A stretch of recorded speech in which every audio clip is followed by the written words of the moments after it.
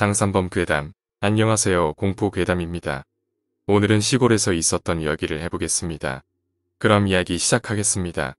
작년 여름에 있었던 일이다. 무료하게 방학을 보내고 있었던 나는 피부병 치료라는 명목으로 시골 할머니 댁에 보내졌다. 이곳은 정말 작은 마을이었다. 할머니 댁에서 가장 가까운 이웃도 200m는 떨어져 있었다. 다른 집들도 마찬가지였다. 마을 내의 집들은 모두 띄엄띄엄 지어져 있는 게 옹기종기 모여 사는 시골의 이미지와는 대조되어 보였다. 그런 나의 마음을 읽었는지 할머니가 다가왔다. 해줄 얘기가 있으시다는 것이었다. 할머니는 장산범에 대한 얘기를 해주셨다. 이 마을에는 장산범이 사는데 사람들이 뭉쳐있는 걸 싫어한단다. 그래서 회관에도 잘 안 가신다고 하셨다. 처음엔 허무맹랑한 소리로 들렸다. 오래된 시골엔 유치한 전설이 하나씩 있지 않나. 그러나 나의 두 손을 꼭 잡고 말씀하시는 할머니의 태도에선 거짓이라곤 찾아볼 수 없었다. 잠시 후에 할머니는 장산범의 모습을 묘사해 주셨다. 비단같이 곱고 흰 털로 온몸을 감싸고 있는데 그것이 사람 흉내를 내고 다닌다고 한다. 때마침 마을을 둘러싸고 있는 첩첩산중이 시야에 들어왔다. 거기서 느껴지는 경외감은 전설의 진실성을 보증해 주는 것 같았다. 며칠간은 지루함을 달래기 위해 휴대폰 게임을 했다. 인터넷도 없어서 할 수 있는 거라곤 그것뿐이었다. 그것마저 질려버리면 복순이와 놀곤 했다. 할머니는 개를 키우셨다. 복순이라는 푸근한 이름을 갖고 있지만 사실 덩치가 산만한 진돗개이다. 말을 척척 알아듣는 게 똘똘한 녀석인 듯하다. 그런데 복순이는 잘 놀다가도 가끔씩 아무도 없는 인삼밭을 바라보며 지저댔다. 인삼밭은 상당한 규모였는데 그 밭을 따라 도로가 길게 뻗어 있었다. 나는 최근에 바른 도로라서 냄새가 나는 것일 거라고 생각했다. 땡 며칠 전은 날이었다. 도저히 무언가를 할 힘이 생기지 않았다. 나는 잠시 눈을 붙일 요량으로 마루에 누웠다. 마루는 그늘져 있어서 그나마 시원했다. 쿵하고 마루에서 굴러떨어지는 바람에 눈을 떴다. 잠시 눈을 붙인다는 것이 벌써 해가 저물어 있었다. 다행히도 낙하의 충격은 적었다. 마루에서는 바로 계집을 볼 수 있는 구조였다. 시야가 어둠에 적응되는 것을 기다리며 어둠 속을 면밀히 관찰했다. 나는 자기 집 안에서 웅크리고 있는 복순이를 볼 수 있었다. 더 자세히 보니 복순이는 떨고 있었다. 복순아 왜 그래? 평소 같았으면 신나서 달려들었을 녀석이다. 그러나 이번엔 미동도 없었다. 오히려 나를 보고 가만히 있으라는 듯한 눈빛이었다. 어디가 아픈 건 아닌가 싶었다. 순간 복순이가 옥수수를 엄청 좋아한다는 할머니 말씀이 떠올랐다. 인삼밭이 끝나는 지점부터는 옥수수밭이었는데 도보로 30분 정도의 거리다.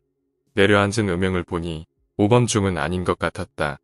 나는 생각했던 것을 바로 실행에 옮겼다. 마당을 벗어나자 탁 트인 인삼밭이 눈에 들어왔다.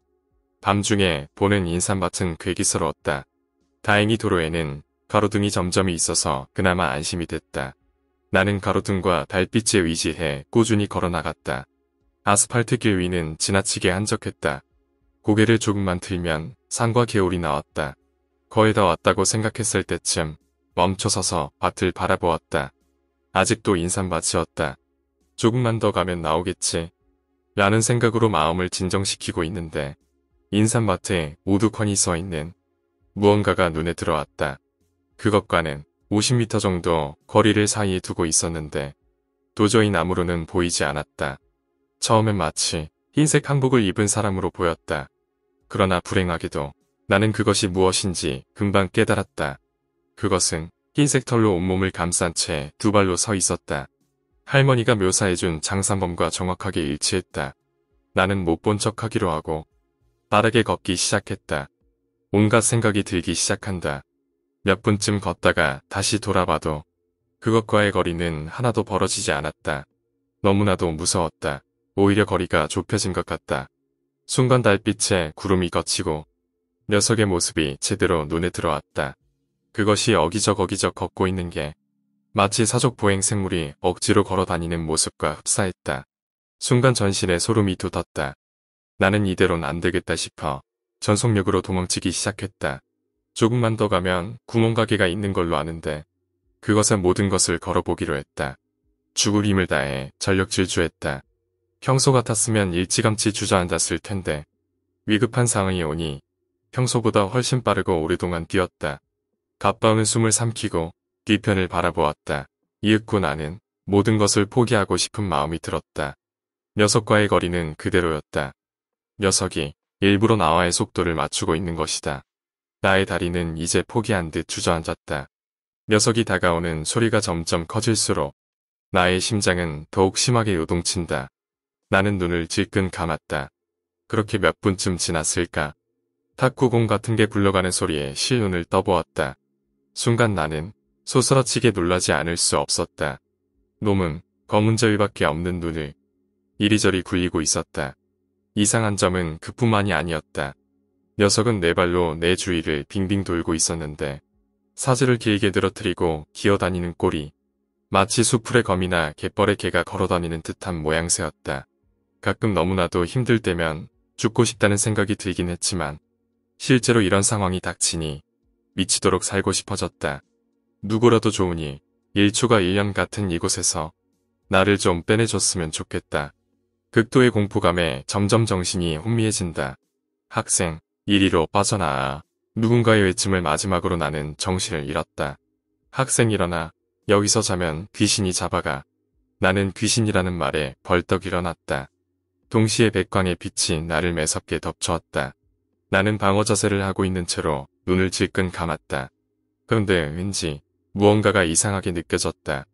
새들의 지저귀임, 개울의 속삭임, 공기의 상쾌함. 모든 것이 평화로웠다.